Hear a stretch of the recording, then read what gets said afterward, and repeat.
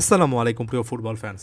বিশ্বাস করুন খুবই ইন্টারেস্টিং একটা আলোচনা হচ্ছে এবং এই টাইপের কন্টেন্টগুলো একেবারে নিশ্চিত করে বলতে পারি আপনাদের ভালো লাগবে। এই যে লিওনেল স্কালোনি মাত্র কিছুদিন আগে এই জিনিসটা স্বীকার করেছেন যে 2025 সালের একটা সময় থেকে তিনি দলের মধ্যে নতুন মুখ আনতে চাইবেন। সেটার প্রেক্ষিতে আর্জেন্টাইন মিডিয়াতে বেশ কয়েকটা রিপোর্ট দেখলাম, যেমন টিওএসসি স্পোর্টসে একটা রিপোর্টে তারা মেনশন করেছে অন্তত 10 জন প্লেয়ার তারা মনে করছে যারা 2025 সালে অর্থাৎ চলতি বছরটাতে আর্জেন্টিনার জার্সিতে অভিষিক্ত হতে পারেন। আমরা এই 10 জনকে নিয়ে আলোচনা করব, তবে আজকের এই ভিডিওতে শুধুমাত্র 5 জনকে নিয়ে কথা বলি। পরবর্তীতে ফলো আপ আরও একটা ভিডিওতে বাকি 5 জনকে নিয়ে আলোচনা করব, কারণ দীর্ঘ ভিডিও হবে, অনেক পয়েন্ট এখানে তুলে ধরতে হবে।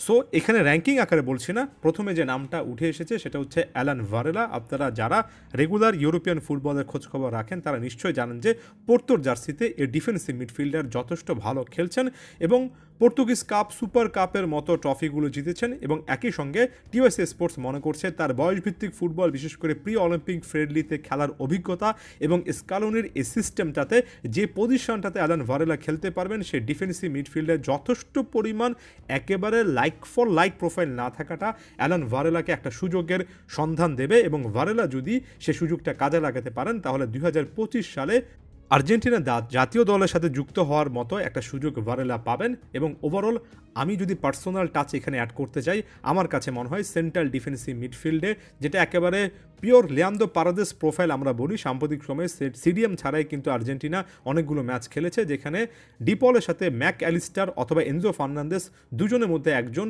এই সিডিএম পজিশনটা ভাগ করে নিচ্ছেন। সর্বশেষ ম্যাচে আমরা কিন্তু ডিপলকেও মাঝে মধ্যে ওই পজিশনে খেলতে দেখেছি। তাই এখানে পিওর একটা প্রোফাইল দরকার, পারাদেসের পাশাপাশি অপশান থাকা দরকার। অ্যালান ভারেলা এখানে খুব ভালো একটা অপশান হতে পারেন। তারপরে জুলিও সোলারের কথা বলা হয়েছে, যিনি কিনা আন্ডার-20 কোপা আমেরিকা খেলছেন আর্জেন্টিনা আন্ডার-20 টিমের হয়ে এবং বোর্নমাউথে যে তিনি সব মিলিয়ে এসেছেন এই জিনিসটা পজিটিভ একটা সাইন। তিনি ইপিএলে গুরুত্বপূর্ণ ম্যাচগুলো খেলবেন।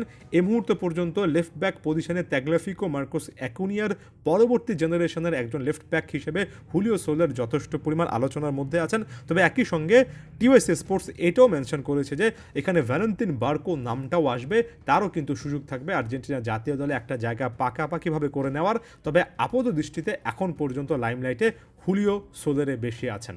এরপরে ডিফেন্সে ভ্যালেজে খেলা একজন খুবই ট্যালেন্টেড ডিফেন্ডার রয়েছেন, যিনি কিনা ভ্যালেন্তিন গোমেজ নামে পরিচিত। এবং ভ্যালেন্তিন গোমেজ সব মিলিয়ে এই মুহূর্তে আর্জেন্টিনার সেরা উদীয়মান ডিফেন্ডারদের মধ্যে একজন। সকল কিছু ঠিক থাকলে উদিনেসে যাওয়ার কথা ছিল, তবে বেশ কয়েকটা চুক্তি সংক্রান্ত জটিলতার কারণে আপাতত সেটা বন্ধ আছে।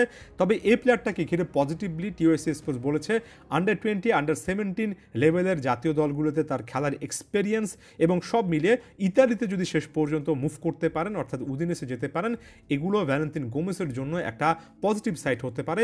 এবং ওভারঅল একটা ইয়াং ফ্রেশ দরকার ডিফেন্সে, এমন একটা ক্যাটাগরিতে ভ্যালেন্তিন গোমেস ভবিষ্যতে ঢুকে যেতে পারেন। এজিকিয়েল ফার্নান্দেস, যিনি কিনা সৌদি প্রো লিগের ক্লাব আল কাদসিয়াতে আছেন এবং সব মিলিয়ে আসলে যথেষ্ট একটা প্রমিজিং ট্যালেন্ট। তবে সৌদি আরবে যাওয়ার কারণে একটু হলেও হয়তোবা লাইমলাইটের বাইরে চলে গিয়েছেন। তবে এখন এজিকিয়েল ফার্নান্দেসের নাকি জাতীয় দলে একটা জায়গা পাওয়ার সুযোগ রয়েছে। ভার্সেটাইল একজন মিডফিল্ডার, সেন্টার ডিফেন্সিভ মিডফিল্ডার হিসেবে খেলতে পারেন, বক্স টু বক্স মিডফিল্ডার হিসেবে খেলতে পারেন।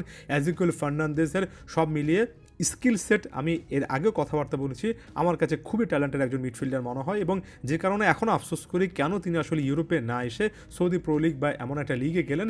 এমএলএস সৌদি প্রো লিগ থেকে যতটুকু দূরে রাখা যায় আর্জেন্টাইন ইয়াং ট্যালেন্টদেরকে তত বেশি করে আমার কাছে ভালো মনে হয়। তবে এখনও কামব্যাক করার সুযোগ রয়েছে এজিকিয়েল ফার্নান্দেসের। আর্জেন্টিনা জাতীয় দলে একটা জায়গা যে কোনো মুহূর্তে কিন্তু চলে আসতে পারে। একটা নতুন নাম রয়েছে, যে নামটা কেভিন লো মোনাকো, খুব একটা বেশি পরিচিত নাম নয়, তবে এই মুহূর্তে নাকি সাউথ আমেরিকান ক্লাব ভিত্তিক ফুটবলে তাকে ঘিরে অনেক আলোচনা চলছে। ইন্ডিপেন্ডিয়েন্টে খেলছেন আর্জেন্টিনার ক্লাব ফুটবল এবং সাউথ আমেরিকার অঞ্চলে ক্লাব ফুটবলে বিভিন্ন কম্পিটিশানে তার পার্টিসিপেশন, তার ড্রিবলিং স্কিল, তার ফরওয়ার্ড পাসিং স্কিল এবং অবশ্যই ডিফেন্সিভ স্কিল সেটগুলো দেখে তাকে অনেকেই তার সময়ের অন্যতম সেরা ট্যালেন্টেড ইয়াং একজন সেন্টার ব্যাক বলছেন।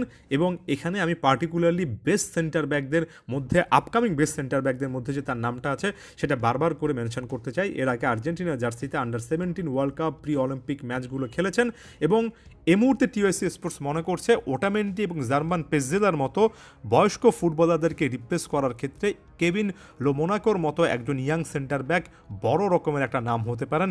মার্ক মাই ওয়ার্ড, এখানে টিওএসএ স্পোর্টসের বিশেষজ্ঞ সাংবাদিকরা ওটামেন্ডি পেজেলার মতো ফুটবলারদেরকে রিপ্লেস করার ক্ষেত্রে এমন ইয়াং প্রসপেক্টের কথা বলেছেন। তাই এ জায়গা থেকে খুবই খুবই গুরুত্বপূর্ণ নাম। এই যে 5 জনকে নিয়ে আলোচনা করলাম, এখানে সবচেয়ে ভালো লাগার ব্যাপার আমার কাছে এটা যে সেন্টার ব্যাক পজিশনে 2 জন, লেফট ব্যাক পজিশনে 1 জন, অর্থাৎ ডিফেন্সে 3 জন প্লেয়ারের কথা আমরা আলোচনা করেছি। এবং ডিফেন্সিভ মিডফিল্ড ধরলে আমরা কিন্তু অ্যালান ভারেলাকেও এখানে চিন্তা করতে পারি, এমনকি এজিকিয়েল ফার্নান্দেসকেও নিয়েও চিন্তা করতে পারি। তার মানে এটা ভাববেন না যে ফাইনাল থার্ড নিয়ে কোনো চিন্তা নেই। নিশ্চয়ই আপনাদের মনের মধ্যে ক্লাউদিও এচেভেরি এই নামটা রয়েছে। এই নামটা সহ আরও গুরুত্বপূর্ণ বেশ কয়েকটা নাম, উইঙ্গার, স্ট্রাইকার, এদের নাম পরবর্তী কোনো একটা ভিডিওতে আসবে। তার আগে এই 5 জন প্লেয়ারকে পরিচয় করিয়ে দিলাম। এমন টাইপের কন্টেন্ট আপনাদের কেমন লাগছে অবশ্যই এটা কমেন্ট বক্সে জানাবেন। ধন্যবাদ সবাইকে।